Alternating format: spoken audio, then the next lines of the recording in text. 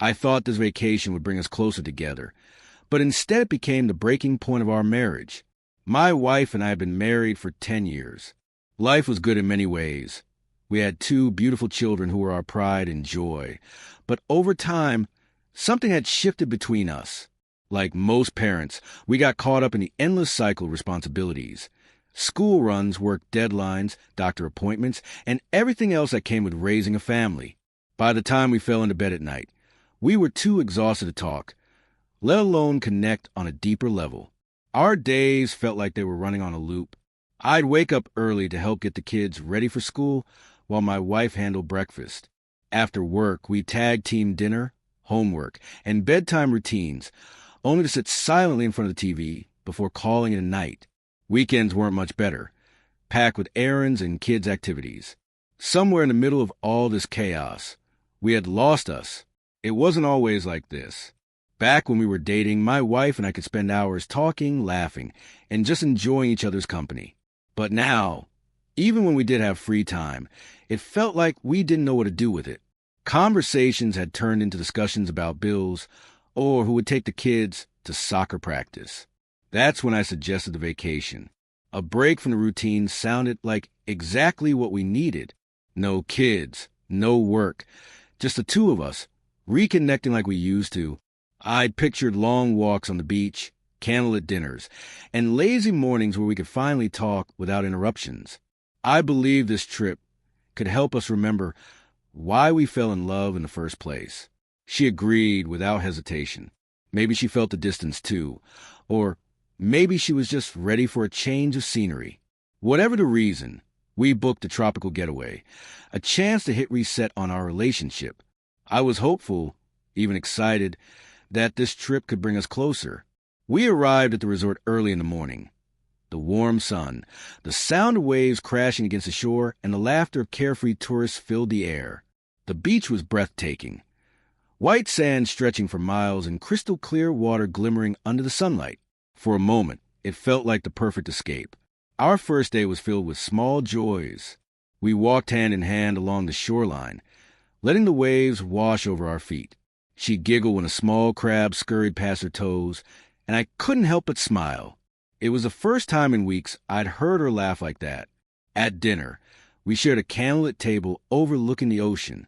The sunset painted the sky in shades of orange and pink, and we talked about how much we needed this break. It felt good, like we were starting to reconnect. But even amidst the smiles and laughter, I noticed the cracks. She spent more time on her phone than I liked, scrolling through social media or texting friends. When I asked her to join me for a sunrise walk the next morning, she shrugged it off, saying she needed to catch up on sleep. It wasn't a big deal, but it stung. In those quiet moments when we weren't distracted by the beauty around us, the distance between us became more obvious. I caught her staring off into the distance more than once, her face thoughtful, almost wistful. When I asked what she was thinking about, she'd brush it off with a vague, nothing important. I didn't press her, but deep down, I wondered if she was as invested in this trip as I was. Still, I held on to hope. After all, we were here to rebuild what felt broken, to remember why we fell in love in the first place. I told myself that these small moments of distance didn't mean anything, that they were just a byproduct of the busy lives we'd been leading. This vacation would help us find each other again, or so I believed.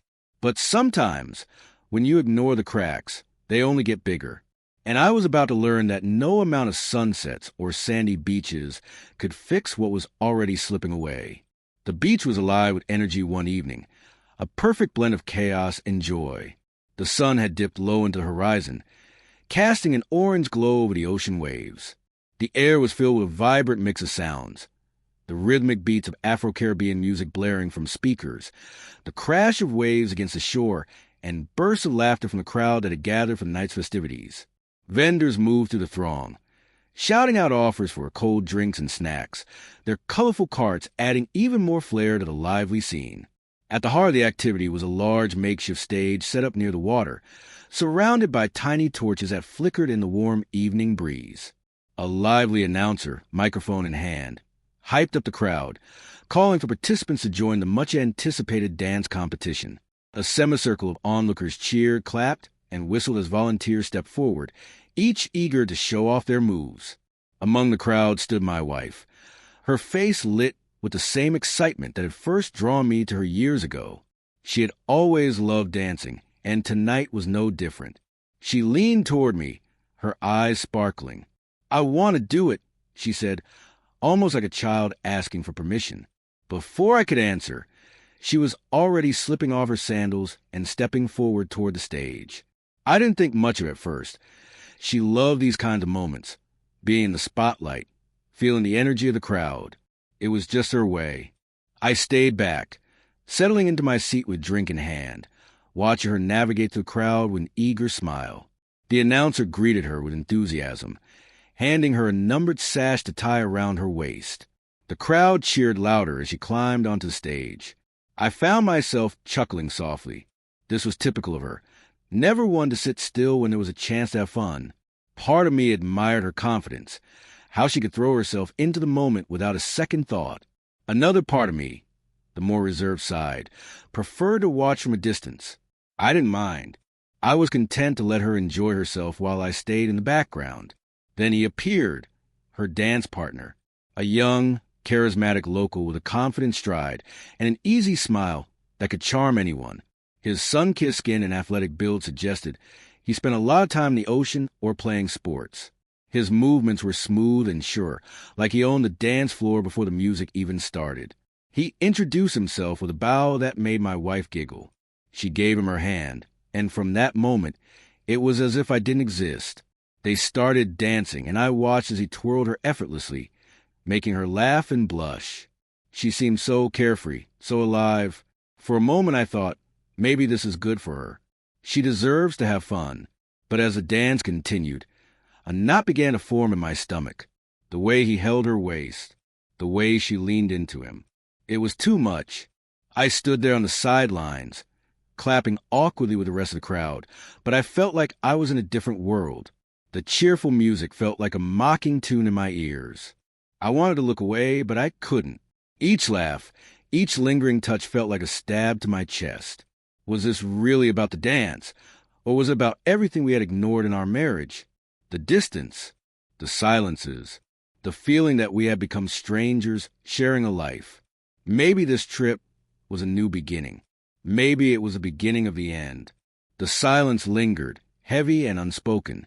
She often sought validation from others instead of me, and the applause was deafening when the music ended, but all I could feel was anger. As they bowed and exchanged smiles, I knew I had to say something. I walked up to her, trying to keep my voice calm. "Can we talk for a minute?" She frowned, but followed me a few steps away from the crowd. My frustration bubbled beneath the surface. "What are you doing out there?"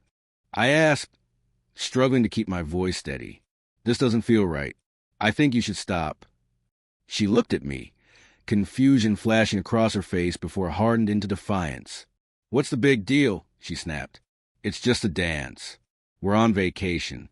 Can I have a little fun?" I tried to explain how it made me feel, but she didn't seem to care. Her tone grew sharper. "We're married, but you don't own me, and you're not going to tell me what to do." Her words hit me like a slap. I wasn't trying to control her. I just wanted her to see how much this was hurting me. But in that moment, I realized she didn't care how I felt. This wasn't just about the dance. It was about how disconnected we had become, how little she seemed to value our bond. I swallowed my pride and gave her one last warning. "If you go back out there and dance with him again, you won't find me here when you come back." She laughed, as if I was making some kind of joke. Then, without a word, she turned and walked back to him. The music started again, and I stood there for a few seconds, watching as she smiled and continued, completely oblivious to the storm raging inside me. Standing on the edge of the beach, I watched her spin and laugh with a man we barely knew, and I realized something I had wanted to admit for a long time. Our marriage had been broken for years. And while she danced, I stood frozen, realizing how many times I had ignored the signs. The quiet dinners where we barely spoke, the nights spent scrolling on our phones instead of talking, the times she seemed distracted, and I convinced myself it was just stress or exhaustion. That dance was just a final straw, a painful reminder that we had been drifting apart for far too long. I turned and walked back to the hotel. I didn't storm off. I didn't call out to her. What was the point? She didn't even notice I was gone. As I reached our room, the emptiness hit me hard. It was the kind of silence that made you feel lonelier than ever. I started packing my things, my hands moving on autopilot. I didn't even have a plan, no destination, no idea what I'd do next. All I knew was that I couldn't stay there any longer. I couldn't stand to watch her prioritize a fleeting moment with a stranger over the man she had promised to love forever. I booked a taxi to the airport, my fingers trembling as I confirmed the ride. Sitting on the edge of the bed, staring at the suitcase I just zipped up, it hit me. I was leaving behind more than just this trip. I was leaving behind the dreams I had for us, the life we built together, the woman I once believed was my forever. But in that moment, I knew I deserved more, not perfection, not some fairy tale, but someone who chose me, who saw me. As I stepped into the taxi and told the driver to head to the airport, I felt the weight of everything I was leaving behind. Yet, for the first time in a long time, I also felt a sense of clarity. Sometimes letting go is the only way to find yourself again. When I arrived home from the trip, the silence in the house felt heavier than ever before. It wasn't the kind of quiet that comes after a long day or when the kids are off at school. It was a silence of something missing. Her presence, her laughter, even the faint sound of her favorite music playing in the background. It was all gone. I sat down on the couch, staring at the empty spot where she would usually curl up with a book or her phone. The memories came rushing in. I thought about how we met, how her smile used to light up every room, how we used to talk for hours about our dreams. Back then, it felt like we were invincible, like nothing could ever come between us. But somewhere along the way, we stopped being us. Life got busy. Work, kids, bills. Conversations turned into quick exchanges about schedules and groceries. The connection we once had was buried under years of routine and neglect. I couldn't stop replaying the moment on the beach when she laughed at me, her face full of defiance. "You don't own me," she had said. It hit me like a punch to the gut. She hadn't felt free in our marriage for a long time, and I hadn't noticed. Maybe I had been holding on too tightly, trying to control things when all she wanted was to breathe. But her words weren't the only thing that hurt. It was the way she chose to walk away. Right back to the dance floor, to a stranger who could make her laugh in ways I hadn't in years. That image burned in my mind, and I realized I had been holding on to an idea of our marriage that no longer existed. The truth was, we had been broken for a while, pretending everything was fine when deep down we both knew it wasn't. I thought about the good times, the vacations, the birthdays, the nights we stayed up talking about nothing and everything. I wanted to hold on to those memories, but they felt like sand slipping through my fingers. They didn't outweigh the cracks that had grown between us. Love alone wasn't enough to fix what had fallen apart. Sitting there in the quiet of our home, I felt a strange mix of emotions. There was sadness, of course, for the life we had built together that was now crumbling. But there was also relief. Relief that I no longer had to fight for something that neither of us could save.